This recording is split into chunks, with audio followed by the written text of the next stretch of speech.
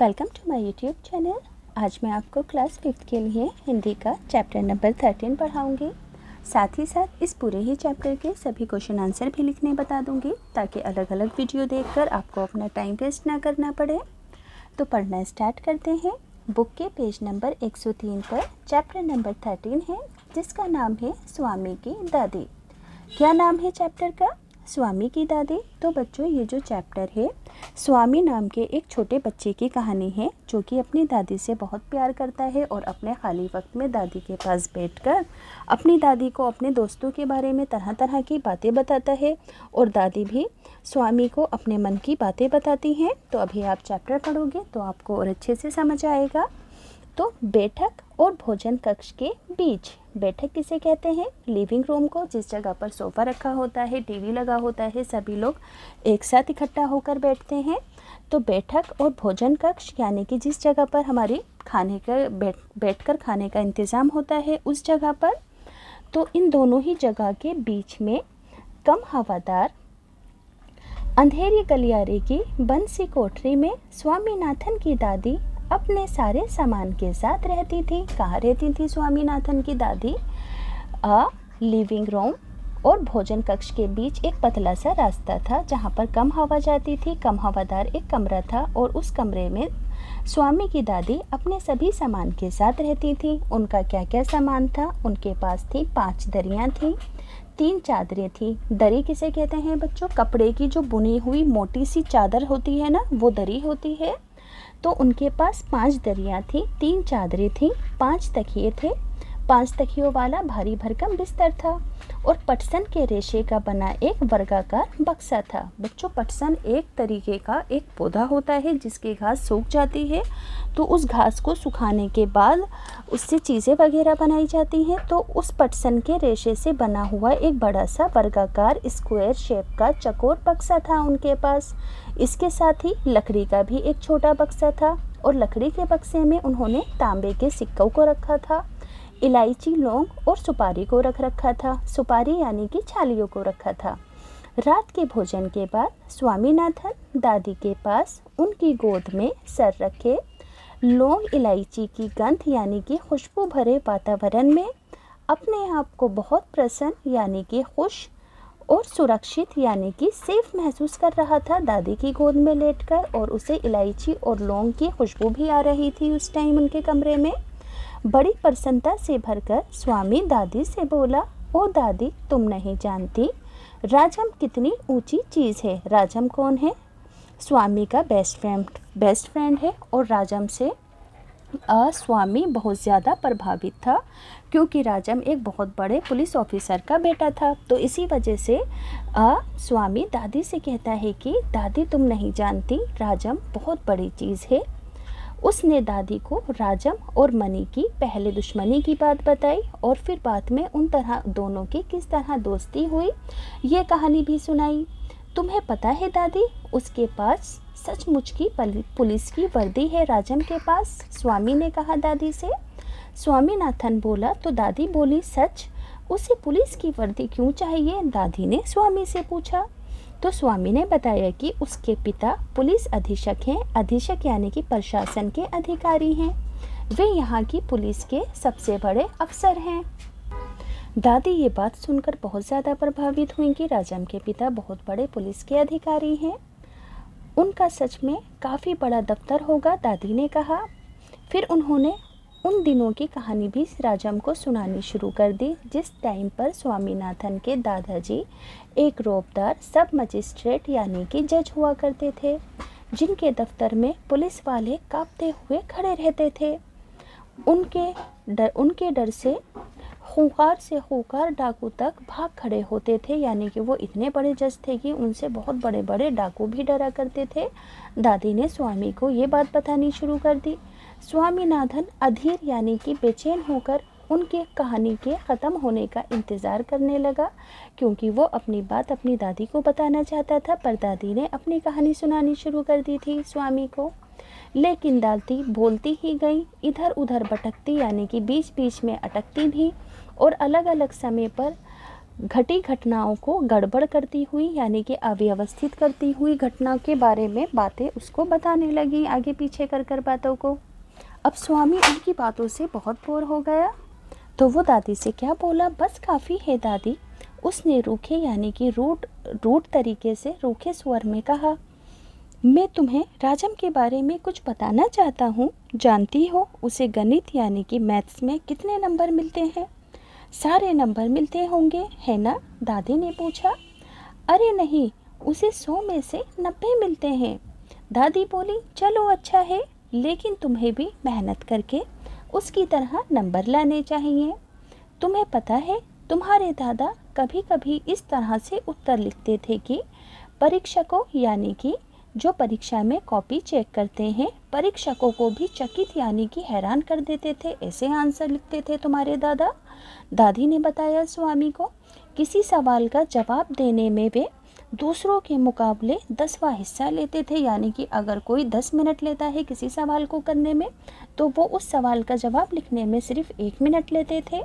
और फिर उनके जवाब इतने शानदार होते थे कि कभी कभी उनके अध्यापक उन्हें 200 नंबर तक दे देते थे।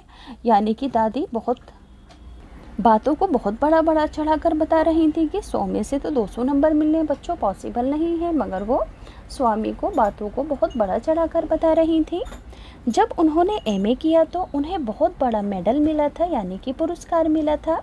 मैं कई सालों तक उसे गले में पहनती रही। तो दादी ने क्या कहा कि मैं उस मेडल को कई सालों तक अपने गले में पहनती रही थी।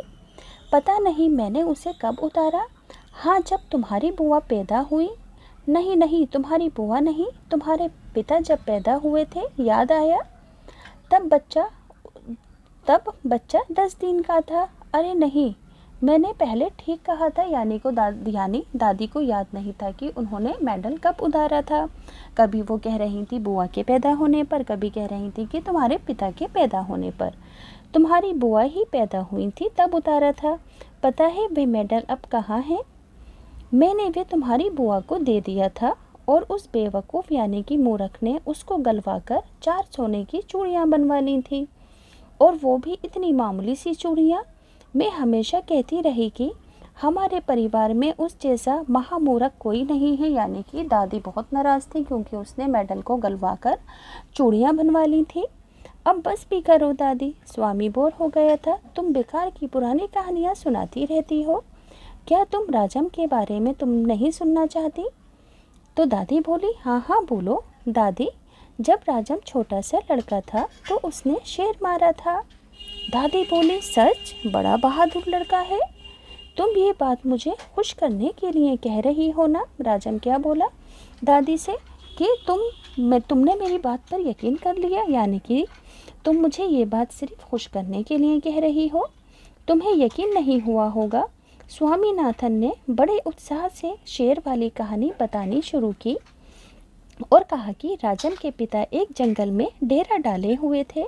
राजम भी उनके साथ था जब पिताजी जंगल में शिकार के लिए रुके हुए थे। अचानक 2 शेरों ने उन पर हमला किया, उन पर झपटे। एक ने पीछे से हमला करके पिता को गिरा दिया और दूसरे ने राजम का पीछा किया। राजम एक झाड़ी के पीछे छुप गया और वहीं से गोली चलाकर शेर को उसने मार डाला। दादी, क्या तुम सो गई? उसने कहानी ख़त्म होने के बाद दादी को आवाज़ देकर पूछा। दादी बोली, नहीं बेटा, सुन रही हूँ। अच्छा बताओ, कितने शेर आए थे? 2 शेर राजम पर झपटे थे, दादी ने जवाब दिया। स्वामीनाथन दादी के गलत जवाब देने से चिढ़ गया। मैं तुम्हें इतनी ज़रूरी बातें बता रहा हूँ और तुम नींद में ना जाने क्या क्या ऊल जलूल यानी कि बेकार कल्पना किए जा रही हो। अब मैं तुम्हें कुछ नहीं बताऊंगा। मैं जानता हूँ तुम क्यों ऐसा कर रही हो। तुम राजम को पसंद नहीं करती, यानी कि उसे लगा कि दादी राजम को पसंद नहीं करती हैं, मगर दादी को नींद आ रही थी, वो नींद में ऊँघ रही थी। नहीं, वो बहुत प्यारा लड़का है, दादी ने बड़े विश्वास बड़े यकीन से कहा। उन्होंने राजम को देखा तक नहीं था। स्वामीनाथन बात सुनकर उनकी खुश हो गया। दूसरे ही क्षण, दूसरे ही पल उसके मन में एक नया संदेह यानी कि शक पैदा हुआ और बोला, दादी, शायद तुम्हें शेर की कहानी पर विश्वास नहीं हो रहा है। मैं एक एक शब्द पर विश्वास करती हूँ। दादी ने स्वर में मिठास भरते हुए राजम से कहा कि मुझे तुम्हारी कहानी पर यकीन है। स्वामीनाथन को यह सुनकर खुशी हुई, लेकिन उसने चेतावनी के तौर पर जोड़ा, जो भी उसे झूठा कहेगा वो उसे गोली मार देगा। यानी कि उसने क्या कहा कि जो उसे झूठा कहेगा वो उसे गोली मार देगा, यानी उसकी बात पर सबको यकीन करना होगा।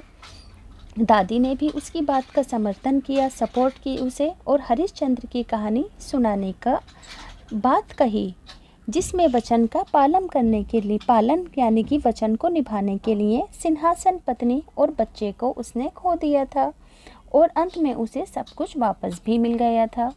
उसने कहानी आधी ही सुनाई थी कि स्वामीनाथन खर्राटे लेने लगा। कहानी सुनते सुनते सो गया। दादी भी रुक रुक कर बोलने लगी और फिर वो भी सो गई। तो इस तरह दादी और पोता आपस में एक दूसरे से रात को बातें किया करते थे, ऐसी प्यारी प्यारी बातें, एक दूसरे को अपने दिल की इमोशंस, भावनाएं बताया करते थे। तो इस कहानी को किसने लिखा है? R.K. नारायण ने। और इसका हिंदी में अनुवाद किसने किया है? मस्तराम कपूर ने। आगे है कहानी से। प्रश्न 1, सच राजम बड़ा बहादुर लड़का है। स्वामी को क्यों लगा कि दादी ने ये बात उसे खुश करने के लिए कही? तो आंसर लिखना। स्वामी को ऐसा इसलिए लगा कि दादी उसे खुश करने के लिए ये बात दादी ने, यहाँ पर लिख देना ने, यहाँ पर मैं लिखना भूल गई हूँ। दादी ने उसे खुश करने के लिए ये बात कही, क्योंकि स्वामी ने सोचा कि दादी को उसकी बात पर यकीन नहीं। यहाँ पर लिख देना, दादी को उसकी बात पर यकीन नहीं, वो यानी कि उसे झूठा समझ रही हैं। अगला प्रश्न है, मेडल से चूड़ियाँ बनवा लेने पर दादी ने बुआ को महामूर्ख क्यों माना? तो आंसर होगा, दादी ने बुआ को महामूर्ख इसलिए कहा क्योंकि दादाजी को वो मेडल जो उन्हें MA करने पर मिला था, उसे गलवाकर चूड़ियाँ बनवा ली थी, जिनका पुरस्कार के सामने कोई मोल नहीं था। तीसरा प्रश्न है, पाठ के आधार पर दादी या स्वामी के स्वभाव, आदतें आदि के बारे में तुम्हें क्या क्या पता चलता है? दोनों में से किसी एक के बारे में आपको वाक्य लिखने हैं कि उनका कैसा स्वभाव था। तो स्वामी एक छोटा बच्चा था। वो अपनी दादी से बहुत प्यार करता था। वो अपने दोस्त की बात को दादी को बड़ा चढ़ाकर बताता था। वो अपने दोस्त राजम से बहुत प्रभावित था। वो दादी की पुरानी बातों में ज़रा भी दिलचस्पी नहीं लेता था। अब बच्चों, आगे के क्वेश्चन आंसर है। तुम्हारी समझ में स्वामी ने राजम को ऊंची चीज़ माना। क्या तुम स्वामी की राय से सहमत हो? अपने उत्तर का कारण भी लिखो। तो लिखोगे, हाँ, मैं स्वामी की राय से सहमत हूँ। राजम पढ़ने में तेज था। उसके गणित में अच्छे नंबर आते थे। वह बहादुर भी था। उसने बचपन में एक शेर को मारा था। उसके पिताजी पुलिस के सबसे बड़े अफसर थे। अगला प्रश्न है, स्वामी का अपनी दादी के साथ कैसा रिश्ता था? 3-4 वाक्यों में लिखो। तो स्वामी को अपनी दादी से बहुत लगाव था, यानी कि प्यार था। वो रोज़ रात उनके साथ सोता था। दादी के साथ वे प्रसन्न यानी कि खुश रहता था। दादी की गोद में सर रखकर बैठने से वे सुरक्षित महसूस करता था। आगे है कहानी और तुम। प्रश्न का, स्वामीनाथन के दादा रौबदार सब मजिस्ट्रेट थे। किसी व्यक्ति का रौब किन किन बातों से पता चलता है कि कोई व्यक्ति रौबदार है? तो आप लिखोगे कि किसी व्यक्ति का रौब उसके पद, उसकी ईमानदारी, उनका दूसरों के प्रति व्यवहार आदि से पता चलता है। क्या लिखोगे? किसी व्यक्ति का रौब उसके पद से, उसकी ईमानदारी से, उनका दूसरों के साथ कैसा व्यवहार है, कैसा रवैया है, इन सब बातों से पता चलता है। अगला प्रश्न है, क्या तुम्हारे आसपास कोई रौबदार व्यक्ति है? शब्दों के ज़रिए उनका खाका खींचो, यानी कि वो रौबदार व्यक्ति दिखने में कैसे हैं। तो हमारे घर के पास एक रौबदार अंकल हैं। वो एक स्कूल के प्रिंसिपल हैं। वे लंबे चौड़े हैं, तथा उनकी घनी मूछें भी हैं। वे हमेशा खुश रहते हैं और सभी लोग अंकल का सम्मान भी करते हैं। अब है बच्चों दूसरा प्रश्न। स्वामीनाथन दादी के पास बहुत प्रसन्न और सुरक्षित महसूस कर रहा था। तुम कब असुरक्षित महसूस करते हो, यानी कि कब आप ऐसा महसूस करते हो कि आप सुरक्षित नहीं हो? तो आंसर में लिखोगे कि जब हम घर में अकेले हों या अपने माता पिता से दूर हों या घर में बिजली चली जाए, तब हम असुरक्षित महसूस करते हैं। तीसरा प्रश्न है, तुम इन हालत में कैसा महसूस करती हो? दोस्त के घर में, जब तुम पहली बार किसी के घर जाती हो, है ना? तो सबसे पहले दोस्त के घर में मुझे बहुत खुशी महसूस होती है। जब मैं पहली बार किसी के घर जाती हूँ तो पहले थोड़ा संकोच और डर महसूस होता है, लेकिन कुछ देर बातचीत करने पर ठीक हो जाती हूँ।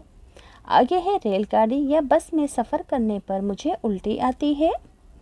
आगे है जब हम मुख्य अध्यापक के कमरे में मैं जाती हूँ तो हमें थोड़ा थोड़ा डर लगता है प्रिंसिपल मैम के कमरे में जाने पर। तो बच्चों वीडियो पॉज करके सभी आंसर अच्छे से लिख लेना आप। इधर की साइड सभी क्वेश्चन हैं, इधर सारे ही आंसर लिखे हुए हैं। आगे है पता करो सब मजिस्ट्रेट कौन होता है, क्या ये पुलिस का अधिकारी होता है? तो आप लिखोगे कि सब मजिस्ट्रेट एक जज होते हैं जो मुकदमों के फैसले सुनाते हैं। ये पुलिस विभाग से संबंधित नहीं होते हैं, पुलिस के अधिकारी नहीं होते हैं। अगला प्रश्न है, तुम्हारा घर या स्कूल किस थाने में आता है ना? क्योंकि हर एरिया का बच्चों अलग अलग थाना होता है।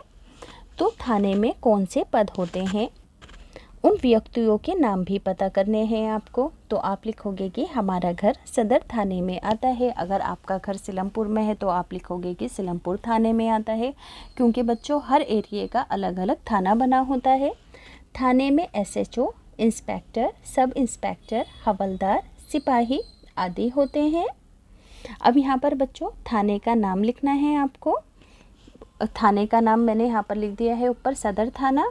तो आपको ये भी मालूम करके लिखना है कि आपके थाने में कौन से पद पर कौन से अधिकारी हैं। जैसे कि मैंने लिखा SHO है श्री राजकुमार, इंस्पेक्टर हैं श्री सुखपाल, सब इंस्पेक्टर हैं श्री सहाय, हवलदार हैं श्री राजू राव, सिपाही हैं श्री बिस्मल। तो यहाँ पर आप अपने अकॉर्डिंग नाम लिख सकते हैं, चाहो तो ये भी लिख देना। अब है बच्चों दादी का बक्सा। उसका दादी यानी कि सामान था 5 दरिया, 3 चादरें, लकड़ी का एक छोटा बक्सा जिसमें तांबे के सिक्के, इलायची, लौंग और सुपारी पड़े रहते थे। तो पहला प्रश्न है कि दादी अपने बक्से में इलायची, लौंग और सुपारी क्यों रखती होंगी? तो आप लिखोगे कि दादी अपने बक्से में इलायची, लौंग और सुपारी खाने के लिए रखती होंगी। अगला है, क्या तुम्हारे घर में इनका इस्तेमाल होता है और किस किस तरह होता है? आप लिखना, हाँ मेरे घर में भी इन चीज़ों का इस्तेमाल होता है।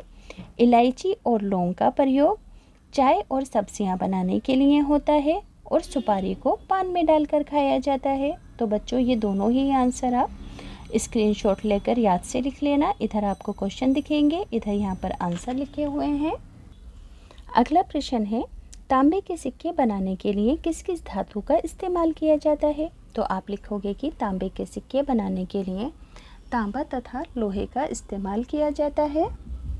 अगला प्रश्न है, सिक्के कौन कौन सी धातु के बने होते हैं? तो बच्चों कोई भी सिक्का तांबे का हो सकता है, सोने, चांदी, लोहा, पीतल आदि धातुओं से बना हो सकता है।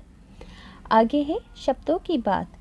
नीचे वाले स्तंभ के रेखांकित जो विशेषण है और दूसरे स्तंभ के जो शब्द हैं, इन दोनों को आपस में मिलाकर आपको वाक्य में प्रयोग करना है। जैसे कि उलझुल कल्पना और चेतावनी, ये दोनों ही शब्द एक ही वाक्य में आने चाहिए। तो मैंने देखो यहाँ पर लिखा, तुम उल जलूल हरकतें ना करो, इसलिए मैं तुम्हें पहले ही चेतावनी दे चुकी हूँ। अगला है रूखा स्वर और मिठास। आज रूखा भोजन कर लो, कल तुम्हें मिठास से भरपूर भोजन मिलेगा। इसी तरह खूंखार डाकू और समर्थन। तो मंगल सिंह एक खूंखार डाकू है, मैं भी तुम्हारी इस बात का समर्थन करता हूँ। अब बच्चों यहाँ पर आपको लास्ट के अंदर छाट कर बताना है कि कौन सा शब्द स्त्रीलिंग है और कौन सा पुल्लिंग। देखो बच्चों, जिन शब्दों में ई की आवाज़ आएगी वो स्त्रीलिंग होंगे और जिसमें आ की आवाज़ आएगी वो पुल्लिंग होंगे। तो किसी भी शब्द को आप देख लो, जैसे कि वर्दी, वर्दी में ई की आवाज़ आई तो स्त्रीलिंग हुआ। दफ्तर, काफ़ी बड़ा दफ्तर है तो बड़ा है ना, ये तो नहीं बोला कि बड़ी दफ्तर है, तो ये क्या होगा, पुल्लिंग। तांबे के सिक्के, ये तो नहीं बोला तांबे की सिक्की है ना, सिक्के, तो ये भी पुल्लिंग हुआ। हमेशा सेंटेंस भी पढ़कर देखना आप। अपने सारे सामान, ये तो नहीं बोला सारी सामान, तो सारे सामान यानी कि पुल्लिंग हुआ। 10वां हिस्सा, तो क्या होगा, पुल्लिंग होगा। ये तो नहीं बोला कि 10वीं हिस्सी है ना, क्योंकि आ की आवाज़ आ रही है। उस जैसा महामूर्ख, ये तो नहीं बोला उस जैसी महामूर्ख है ना, अगर जैसी होता तो तब हम पुल्लिंग लिख सकते थे, मगर यहाँ पर जैसा लिखा हुआ है तो इसका मतलब क्या हो गया कि ये पुल्लिंग है, यानी कि स्त्रीलिंग नहीं है। बच्चों, पुल्लिंग की स्पेलिंग एक बार ध्यान से देखेंगे। पा में छोटे ऊ की मात्रा, आधा ला, पूरा ला, यहाँ पर छोटी ई की मात्रा, आधा रा, अंक की बिंदी, गा। तो बच्चों, ये चैप्टर कंप्लीट हुआ।